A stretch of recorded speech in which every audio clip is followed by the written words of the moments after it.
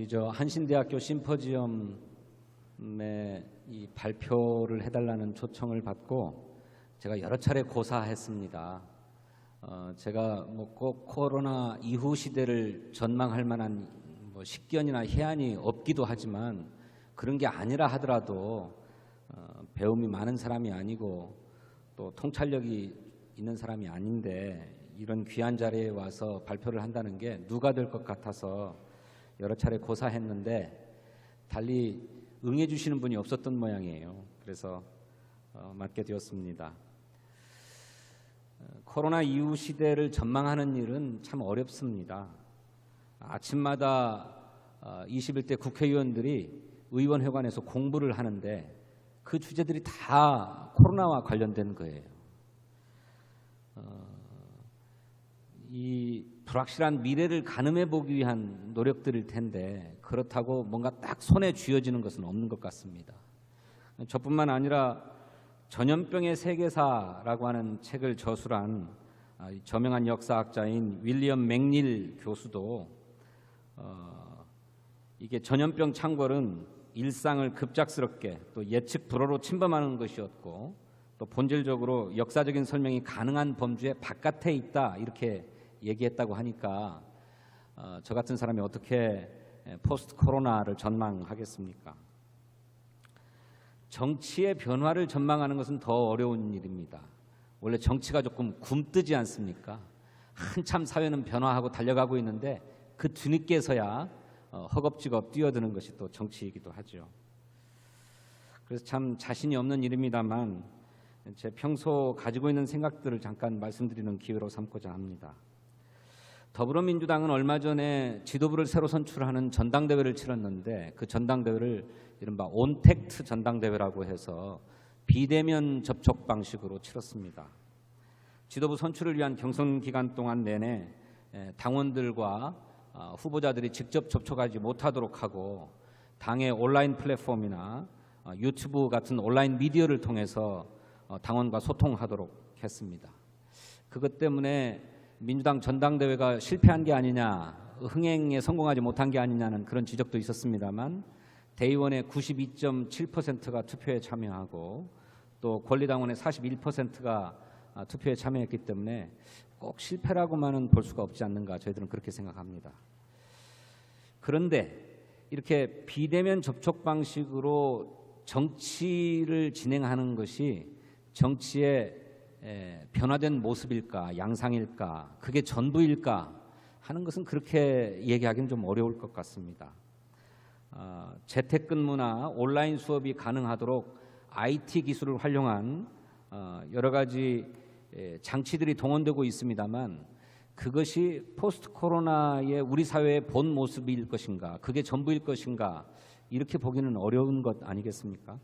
물론 과정에서 IT 기술을 활용한 어떤 국민의 직접적인 정치 참여 이런 것들은 더 늘어날 수도 있다고 보고 그것이 예전부터 얘기되었던 어떤 전자민주주의 시대의 도래의 한 모습일 수도 있겠다라고 하는 관측은 가능할 것입니다만 저는 그렇게 기술의 발전으로 해결하지 못하는 우리 사회의 근본 문제가 있다 이렇게 생각합니다. 그게 뭘 건가 이제부터 말씀드려보고자 하는데요. 이 코로나 팬데믹으로 인한 우리의 1차적인 관심은 우선 이 바이러스를 어떻게 퇴치할 건가 하는 방역에 있는 것 같습니다. 사회적 거리 두기를 열심히 하고 방역 수칙을 잘 지키면 좀 미국의 치료제도 개발되고 백신도 나와가지고 그러면 이제 극복될 거다 하는 게 이제 우리들의 기대고 그렇게 해서 일상으로 돌아갔으면 좋겠다 하는 게 모두가 그렇게 바람이지 않습니까? 두 번째 관심은 경제와 민생에 있는 것 같습니다. 전 세계적으로 이 코로나 팬데믹으로 인해서 세계 경제의 분업 체계와 연결망이 다 끊어져 버렸죠. 또 그래서 각국의 경제가 심각하게 위축되었습니다. 또 실업자와 노동자, 또 자영업자 등을 중심으로 민생이 치명적인 위기에 빠져 있습니다.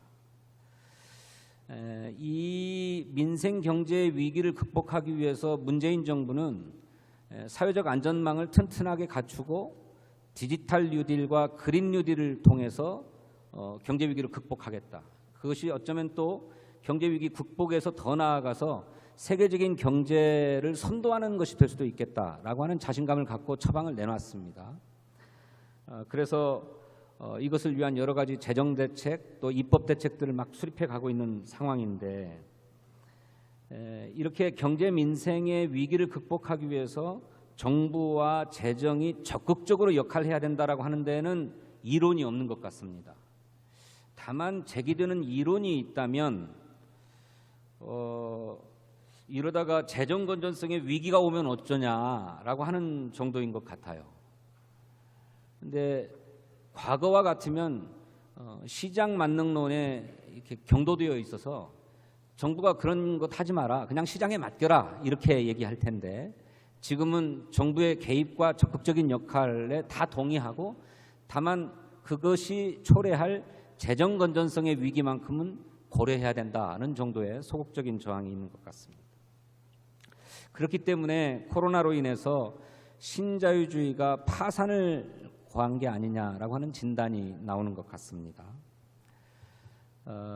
그래서 문제는 지난 30년 동안 누적되고 공고화된 어떤 신자유주의적인 구조와 문화를 어떻게 청산하고 새로운 질서를 구축할 거냐 하는 데 있다고 생각합니다. 그런데 이런 것이 유리한 환경을 조성한 것은 사실이지만 저절로 신자유주의가 극복되는 것은 아니라고 생각합니다. 그런데 이 반드시 코로나 문제가 아니었다 하더라도 우리는 지금 시대에 해결하고 넘어가야 될 근본 문제가 있는데, 저는 그 근본 문제가 사회경제적인 민주화다, 사회경제적 불평등의 문제를 해결하는 것이다, 그렇게 생각합니다.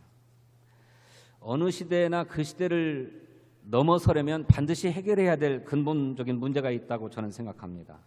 가령 일제강점기에는 항일 독립이 그 시대의 근본 문제일 거고, 군사독재 시절에는 그 군사독재를 극복하는 반독재 민주화가 근본 문제일 것입니다. 우리 시대에는 무엇이 근본 문제일 건가? 사회경제적인 불평등 문제다. 이걸 어떻게 극복할 거냐 하는 것이 우리가 다음 사회로 한 단계 도약하는데 핵심적인 문제다, 저는 그렇게 생각합니다. 이러한 문제의식은 오래전부터 제기되었던 것이 사실입니다. 노무현 정부 중반기 때부터 한국 민주주의는 형식적이고 절차적인 차원의 민주주의에서 더 나아가서 이제 내용적이고 실질적인 민주주의로 심화하고 확장되어야 된다라고 하는 지적들이 정치학계와 사회학계를 중심으로 해서 제기가 되었죠. 근데 그것이 정치적인 아젠다로 정식화되기 시작한 것은 2010년 지방선거 때부터였던 것 같습니다. 저는 초등학교 무상급식이라고 하는 공약이 갖고 있는 의미가, 사회 정치적 의미가 그런 데 있다고 생각해요. 그 2010년 지방선거 이후에 저희 민주당은 삼무일반이라고 하는 정책 공약을 내놨는데, 그것은 무상보육, 무상급식, 무상의료, 그리고 대학의 반값 등록금이었습니다. 이것이 조금 더 발전해가지고 헌법 119조 위원회, 그리고 보편적 복지위원회로 저희들은 당내 조직으로 이렇게 정식화하고, 그것을 당의 강령과 당헌으로 또 천명하기도 했습니다. 이렇게 헌법 119조 위원회는 경제민주화위원회인데, 경제민주화와 복지국가라고 하는 두 가지 과제가 2012년 총선과 2012년 대선을 통해서 저는 정점에 이르렀다고 생각해요. 그래서 박근혜 후보에게 이 경제민주화와 복지국가를 선전당했다라고 하는 평가를 들을 정도로 저희들은 그해 대선에 실패하고 말았는데, 아시는 것처럼 박근혜 정부는 집권 이후에 그런 공약들을 다 번복해 버렸죠. 그래서 미완의 시대적 과제로 남았었던 건데, 그것을 문재인 정부가 들어서서 본격적으로 싸움을 벌이고 있는 거다. 근데 문재인 정부의 전략은 사회경제적 불평등을 완화하는 데 있어서도 우선 소득의 격차를 줄여야 되겠다라고 하는 데로부터 출발했습니다. 그게 곧 소득주도 성장 정책입니다.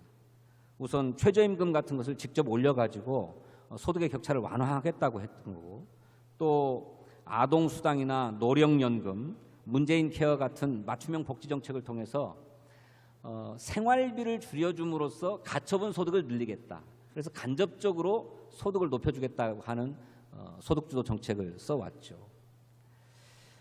그런데 이것은 아직 초기 단계에 불과하다고 생각합니다. 그에 대한 저항이 굉장히 많았습니다. 그래서 보수 야당과 또 재벌 기업 또 보수 언론을 중심으로 해서 기득권 세력들의 저항이 아주 완강했고 또 30년 동안 누적되고 공고화된 어떤 시장주의, 경쟁주의 때문에 우리의 사회 의식도 그렇게 형성되어 있어서 이데올로기적인 공격을 굉장히 많이 받아야 했습니다.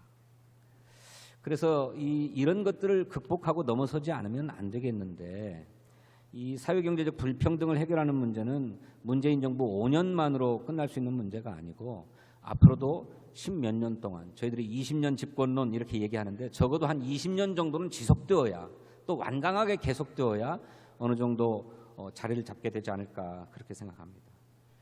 그리고 최근에는 부동산 문제, 집값 문제가 막 뛰어오르게 되었죠. 사실 빈부격차의 핵심은 토지와 주택 등 부동산을 중심으로 한 자산의 격차에 있다고 생각합니다. 소득의 격차도 중요하지만 이 소득의 격차가 결과하기도 한 이 자산의 격차가 크다면 그리고 이것이 대물림된다면 우리 사회의 사회경제적 불평등을 해결할 수가 없죠. 실제로 부동산은 우리나라 가계 자산의 76.4%를 차지하고 있습니다. 부동산을 매각하거나 임대해서 벌어들인 부동산 소득 이것도 연간 500조 원 이상이 됩니다. 우리나라 GDP가 한 1,500조가량 되니까 30% 이상 차지하고 있습니다. 그런데 이 부동산 소득의 거의 대부분은 아주 극소수의 개인과 법인에게 돌아갑니다. 통계에 보면 우리나라 개인 소유 부동산 내 65%가 10%에 집중되어 있어요. 또 기업이 소유하고 있는 부동산 자산의 75%는 그 기업 소유의 1%에 집중되어 있습니다.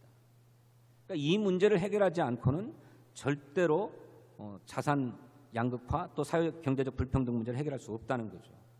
그리고 아시는 것처럼 이런 부동산 소득의 70%는 그야말로 약탈적인 소득입니다. 지대라는 거죠. 그래서 부동산 불로소득을 환수하고 또 한편으로 실수요자 중심의 1가구 1주택 원칙을 확립하는 부동산 민주화 역시 사회경제적 불평등을 극복해 나가는 데서 매우 중요한 과제라고 생각합니다. 이것이 우선순위에서 밀려 있었는데 최근에 부동산 가격이 급등하면서 전면에 등장한 이런 양상이기 때문에 이 문제도 외면할 수가 없다. 다행히 정부가 7.10 부동산 대책을 통해서 본격적으로 부동산 문제와 씨름하겠다고 나섰는데 여전히 시장의 저항은 큽니다. 집 한 채 갖고 있는 분들도 내 세금이 늘어나는 게 아니냐 해서 우려가 크죠. 그렇지만 이 문제를 그냥 방치하고 갈 수는 없다고 생각합니다. 우리 홍기빈 그 칼 폴라니 연구소 소장님이 최근에 어느 인터뷰에 나와서 이런 말씀을 하셨습니다. 옛날 영분법 시간에 배웠던 의지미래 단순미래 기억하느냐. 하나는 단순히 예측해야 하는 미래가 있고 또 하나는 우리가 마음을 굳게 먹고 만들어 나가야 하는 그런 미래가 있다. 이런 말씀을 하셨는데 코로나19 이후의 시대와 사회를 전망하는 것도 단순 미래뿐만 아니라 의지 미래가 훨씬 더 중요한 게 아닌가 그렇게 생각합니다. 지금까지 제기되는 여러 가지 전망들을 좀 단순 미래와 의지 미래가 섞여 있는 그런 전망들을 좀 간추려 보면 대강 5가지 정도로 집약된다고 보는데 하나는 코로나 이전으로 돌아갈 수는 없다. 또 하나는 코로나 대응 과정에서 보여준 성숙한 어떤 시민의식 이것이야말로 우리 모두의 내적 역량이고 이것이 우리 미래를 개척하는 원동력이 될 것이다. 세 번째는 인류는 바이러스와 공존할 수밖에 없는데 생태나 기후 등의 자연과 평화롭게 공존하는 삶의 방식을 찾아야 된다. 넷째로는 비대면 접촉 방식의 일상이 정착될 거다.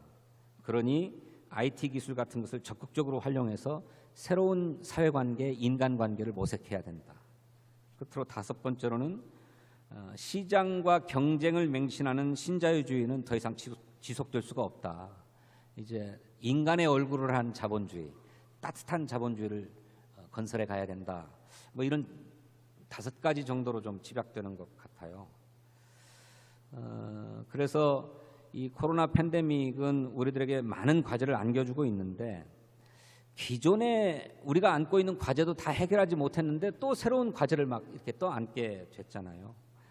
그래서 이것을 잘 해결해 나갈 수 있는 능력이 있는가 하는 것이 우리들의 고민인데, 아까 말씀드렸던 것처럼 코로나 팬데믹으로 인해서 새로운 시대가 저절로 도래하지는 않을 것입니다. 새로운 시대가 도래할 환경과 조건은 조성이 됐는데 그것을 우리의 의지로 어떻게 돌파할 거냐 하는 것이 훨씬 더 중요한 문제라고 생각하고, 우리 시대의 근본 문제로 제기했던 사회경제적 불평등의 문제, 사회경제적 민주화의 문제 역시나 포스트 코로나의 시대적 과제와 서로 동떨어져 있는 문제가 아니고 서로 긴밀하게 연동되어 있는 문제다. 실제로 재난은 가난한 사람부터 덮친다고 하지 않습니까? 그래서 이런 사회경제적 불평등 문제를 해결하기 위한 정치적인 결단이 선행돼야 되겠고, 또 그 정치적인 결단 외에도 우리가 더불어서 함께 잘 살자라고 하는 사회 연대 의식이 튼튼하게 자리 잡아야만 이런 문제를 해결해 나갈 수 있는 게 아닌가, 저는 그렇게 생각하고, 그것이 우리 이 정치가 안고 있는 근본적인 숙제다. 그것을 해결해 나가는데 모두가 함께 지혜와 힘을 모아야 되는 게 아닌가, 그렇게 생각합니다. 고맙습니다.